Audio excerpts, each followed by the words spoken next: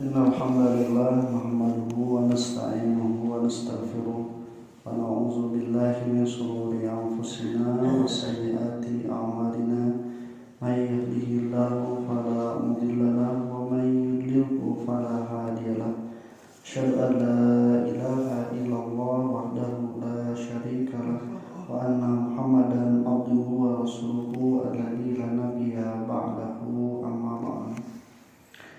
Iman rahimahumullah, di ayat ke-16 Allah Subhanahu wa taala mengatakan bahwa orang-orang yang bertakwa itu adalah orang-orang yang dengan sadar diri mengatakan Rabbana innana amanna faghfir lana dzunubana wa qina adzabannar.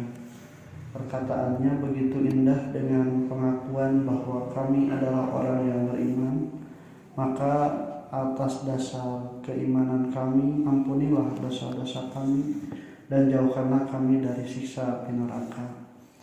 Dan ternyata di ayat ke-17-nya bukan hanya perkataan saja, jadi lain omongan mukul nyarita iman minta hampura karena dosa jeung ditebihkeun tina siksa teh, tapi di ayat 17 geus kabuktian jeung pagaweanana laingan ukur erek tapi geus kabuktian. Ini diungkapkan dengan kalimat-kalimat isim fa'il as-sabirina was-shadiqina wal qanitina wal munfikina wal mustaghfirina bil ashar.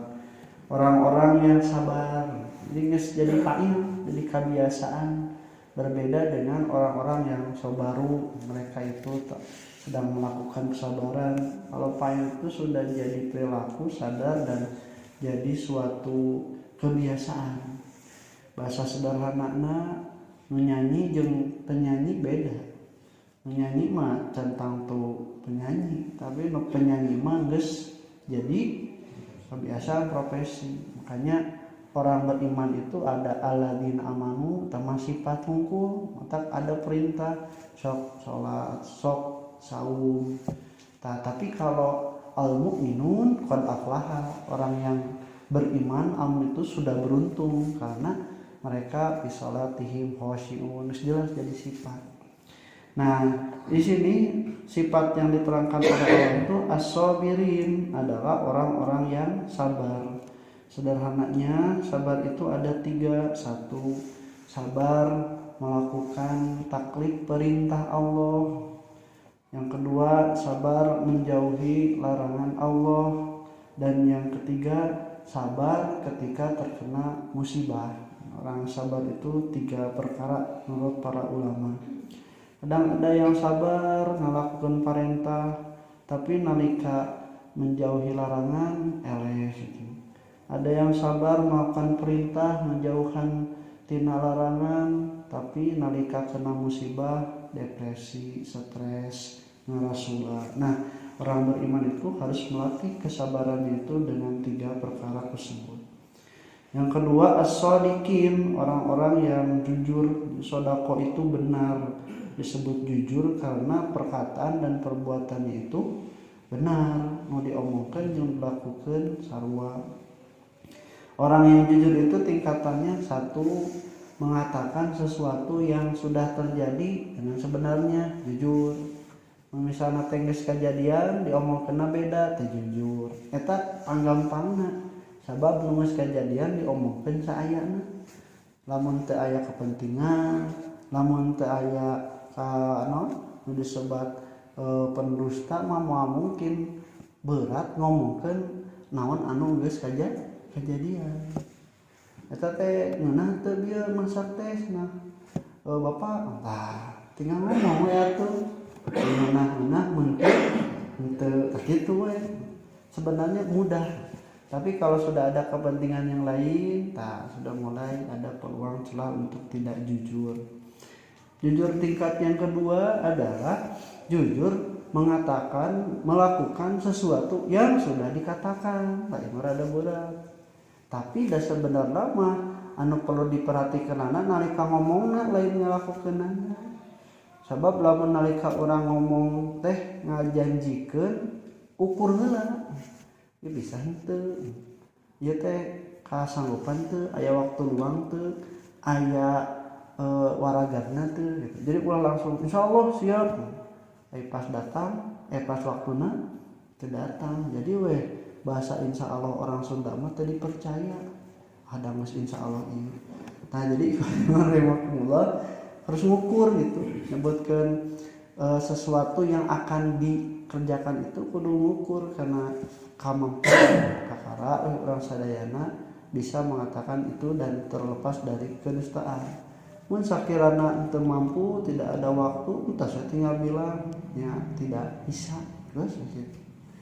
Nah kemudian tingkat yang ketiga mah jujur melakukan sesuatu yang sudah jadi aturan kewajiban. Nah eta mah lamun misalna urang sadayana jujur mah rek resep haloream atawa nalika kasibukan naon kalau sudah jujur dia itu melakukan apa yang sudah jadi aturan. Nah konsekuensi dari itu beriman kepada Allah, niat yang jujur, kemudian amalan yang jujur itu diantaranya adalah dia bersodakoh sebutna teh. Karena orang yang bersodakoh itu membuktikan janji Allah, kemudian juga membuktikan niat yang baik. Qanitin itu kunut bahasa orang berasal dari kata qanita itu artinya taat, tunduk melakukan segala sesuatu perintah Allah Subhanahu wa taala. Dalam sholat ada yang disebut dengan kunut, tapi bukan kunut yaitu setelah ruku.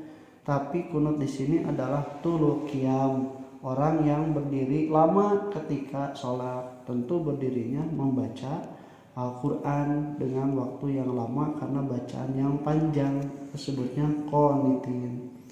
Al-munfikin, orang-orang yang berinfak, dikatakan berinfaknya itu fisaroi wadoroi, pada waktu lapang atau waktu luas sempit, pada waktu luas atau juga pada waktu sempit karena sudah jadi kebiasaan.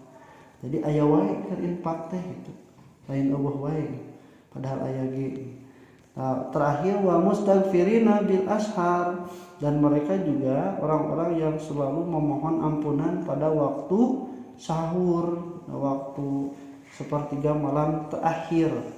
Kenapa waktu ini disebutkan? Karena ini adalah ciri-ciri orang-orang yang soleh, orang-orang yang beriman. Sebutkan bahwa tatajaba junubuhum anil madaji, perut mereka itu jauh dari kasur. Yad'una rabbahum khaufan wa tama'an, mereka berdoa pada Tuhannya dalam keadaan takut dan juga berharap. Nah itu dilakukan pada waktu sepertiga malam terakhir. Jadi bukan menafikan untuk tidur, sama tidur, tapi di sepertiga malam terakhir mereka membiasakan bangun. Dalam hadis dikatakan yang zilu tabaraka wa ta'ala ila sama'id dunya fi kulli lailatin, Allah Subhanahu wa ta'ala turun ke langit dunia itu setiap malam. Tak dengan Rasul la takun mithla fulan, ulah siga si eta cenah.